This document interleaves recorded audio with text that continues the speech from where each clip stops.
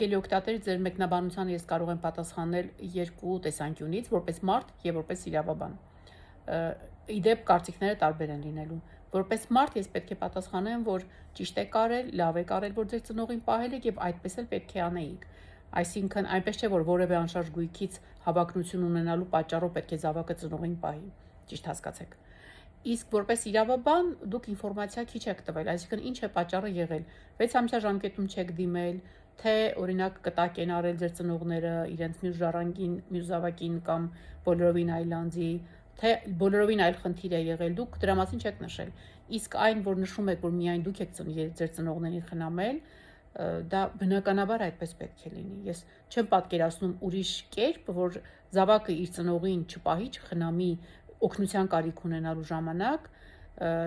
եւ միայն այն հավակնությամբ, որ պետք է տուն ժառանգի, միայն այդ պատճառով իր ծնողին պահի։ Կներեք, ես այդ տեսանկյունից ձեր կարծիքը չեմ կիսում։ Իսկ իրավական տեսանկյունից ուղղակի դուք ինֆորմացիան չեք տվել, թե ինչու դուք չեք ստացել անշարժ գույքից ձեր ժառանգությունը։ Իսկ այն, որ ասում եք ամեն ինչ սուտ է, ընդհանրապես համաձայն չեմ ձեզ հետ, որովհետև ծնողի նկատմամբ հոգ տանող զավակը, եթե նույնիսկ իրավական տեսանկյունից ինչ որ անշարժ գույքի, կներեք այդպես եմ ասում, ինչ որ բաժին չի ստացել, դա ոչինչ է նրա դիմաց, ինչ որ դուք կստանաք վերևից։ Լավ եղեք։